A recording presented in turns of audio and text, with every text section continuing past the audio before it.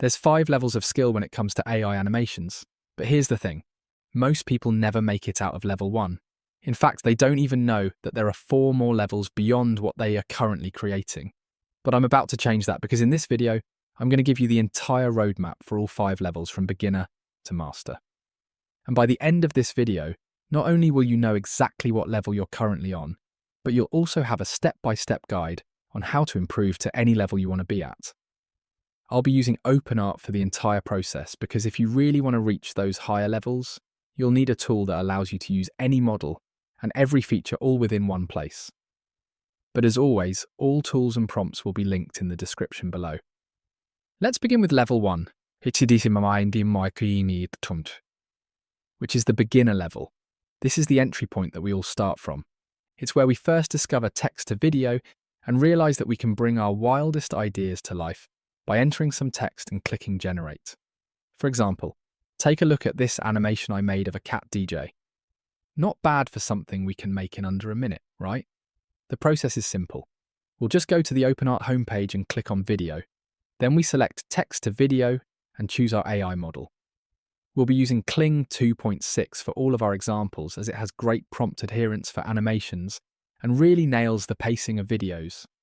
Let's set our duration to 10 seconds, our audio to on, and our aspect ratio to 16:9. For our prompt, we'll just say, a fluffy cat DJ. Wearing headphones 3D Pixar style. And just like that, we've created a great text-to-video animation from scratch. Another great example is this animation of a robot riding a skateboard. Notice how even though this is only level 1, you can still see impressive details like the reflection on the screen of the robot's head. For this one, we'll just keep all our previous settings the same. But this time the prompt is, a cute robot riding a skateboard, 3D animation. At level 1, prompts tend to be extremely simple and not very descriptive. Most people at this level feel like they have to roll the dice many times before they get the animation they want. But don't worry because by the end of this video, you won't be like most people anymore. Which takes us to level 2, the intermediate level, where we'll be making one of the biggest leaps in quality for our generations. Because at this level we discover the image to video feature. This allows us to use an image as a start frame for our video, which gives us complete control over how our video begins. This will become extremely powerful as we progress through the levels. But for now, let's take a look at this image to video example that I made of a girl who is exploring a forest when, all of a sudden, a mysterious blue light emerges in the background. In level 1, all we had to do was enter our prompt, but now that we're at level 2, we need an image to go with our prompt. So this time, when we're on the OpenArt homepage, we're going to click Image and select Create Image. For the model, we'll be using Nano Banana Pro since it has the best quality and prompt adherence. Now that we're at level 2, this is our image prompt.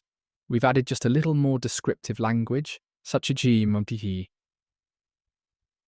the type of image, the character description, the lighting style, and the animation style.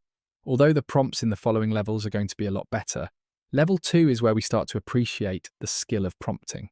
And this is the image that we generated. Now we can go back to video, but this time, instead of selecting text to video, we're going to select image to video. Then we upload the image we just generated and enter our video prompt. At level 2, we're now precisely describing what's happening in the scene. We're also mentioning lighting, the mood, and the animation style of the shot. This already looks far more refined than what we went through in level 1, but let's do one more example. For this one, we're using a slightly more descriptive image prompt because by the end of level 2, our image prompts now include things like the shot type, the character and environment description, the camera effects, lighting, and animation style. And for a prompt like that, this is what we get in return. Now we upload that image to the video section and we'll use this prompt for our generation. Remember, all prompts and tools will be in the description below. The result is exactly what I was looking for. Which brings us to level 3. This is the advanced level. It's where you start understanding the nuances of AI animations, and you realize that without precise camera control, your scenes feel soulless. Take a look at this example I made where the camera cinematically pans to the right to reveal the eye of a giant dragon. To make this, we can start by following the same process that we did in level 2. So we'll go back to the image section, and we'll use this prompt to create our start frame. Notice how this time, we've gone for a wide cinematic camera shot, since this will give us a good foundation for our animation. From here, we go back to the video section, upload our image, and then we'll enter this prompt. For our camera control, we've said that the camera executes a smooth cinematic pan to the right following the length of the stone bridge. Then we describe what happens as the camera moves. To finish the prompt, we've described all the relevant features of the shot. And now we've got a scene that feels alive with camera control and movement. Now let's do another example to really nail how effective camera control can be. This time for our image, we'll use this prompt. We've gone for a simple medium camera shot of a goblin inventor, then we've described him and the usual features of the image. And here's what we get. To animate this, we'll use this prompt. This time, instead of a slow pan, we've gone for a fast camera push-in because we want to capture the goblin's reaction to a quick and surprising event. The outcome looks perfect. Look how the scene is brought to life by the dramatic zoom as the goblin reacts to the shock. But just because we're up to level 3 and can generate high-quality scenes now, doesn't mean we know how to turn those scenes into stories. But level 4, Expert, is where we learn how to do exactly this, and we'll be doing it by extending scenes using keyframes. This is where we take a frame from a previous scene and use it to create our next scene. In doing so, we're able to extend scenes as long as we like. Remember the scene we made of the cute girl explorer with the mysterious blue light that appears? Let's extend this scene by using the last frame of it as the first frame for our next generation. First, we'll head back to our original generation of the scene. Then we'll click Grab Last Frame.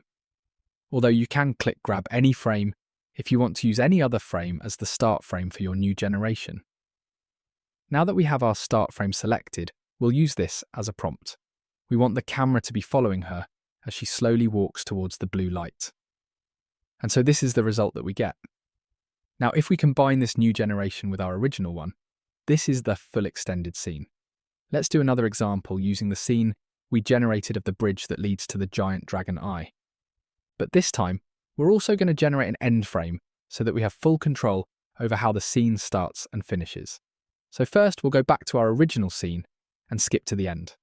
Then we'll right-click it and select Save Video Frame As.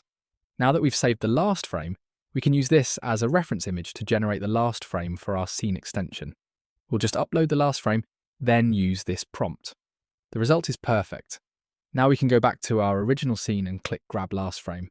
But this time, instead of Cling 2.6, we'll be using Cling 01 since Cling 2.6 doesn't allow us to use end frames. Then we'll make this our prompt. Notice how this time, we're going from a slow pan to a fast fly-through shot over the stone bridge, and this is the result. Now, when we combine it with the original scene, this is the extended scene that we get. But honestly, when we're making AI animations, we may get a result with only some parts that we really like and other parts that we really don't, which is where we have to move up to level 5, Master. This is where we learn how to use a technique called mining. Mining is the process we go through to extract only the best segments of each generation. It's where we realise that we don't need to use every second of every clip. And instead, we can use bits and pieces that meet the standard of quality we're looking for. So now let's create 3 scenes and see if we can use the mining technique to make an even better result. Since we're at level 5 now, we understand that we need to generate a hero shot to keep our characters as consistent as possible. A hero shot is a reference image of our character with all relevant details. To generate our hero shot, this is the prompt we'll use. At the master level, our prompts are so descriptive that we break it into sections to make it easier to understand. So we've got a short description at the top, then the subject, the outfit, the background, and the style. We've also included a front view, side view, and back view of our character, and made sure that the background is completely white so there are no distractions. And this is what we get. Then we'll use this hero shot as a reference image and combine it with this prompt to generate the start frame for our first scene. And this is the outcome. Now we'll use that start frame along with this prompt to generate our first scene. Notice how we're still breaking the prompt down into clear sections. This is the result. For the second scene, we want a close-up shot of our character's face as she looks up at the floating crystal. So this is the prompt we'll use. And this is what we get. With this as our start frame, we'll then use this as our video prompt. We want this to be a slow, cinematic scene focused on her face and reaction to the crystal. Here's what we get. Now for the last scene, to generate our start frame, we'll first upload our hero shot and the original start frame as reference images. Then we'll use this prompt. It's important to realize that sometimes there's no need to overcomplicate things. If your reference images are strong enough, all you have to do is briefly describe how you want the image to change. And this is the result. Now we'll just upload this start frame and then use this prompt to go along with it. We want the crystal to shatter and for the camera to react accordingly. Here's the final result. But remember, now that we have all three scenes, we need to use the mining technique to go through and find the best parts. Most establishing shots are 3 to 5 seconds long, so scene 1 automatically needs to be shorter. And I like how scene 2 plays, but her eyes look up a little too far towards the end, and the camera zooms in a little too much. So we'll cut the last couple seconds out.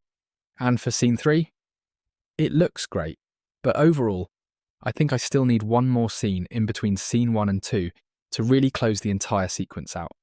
So here is the final result of my 4-scene sequence. So that's the entire breakdown of all 5 levels of skill in AI animations. Now you know exactly where you stand and how to improve. But honestly, talking about it is one thing. Doing it is a whole different story. So if you want to see me put everything to action and create a full animation, then make sure to click the video on screen now.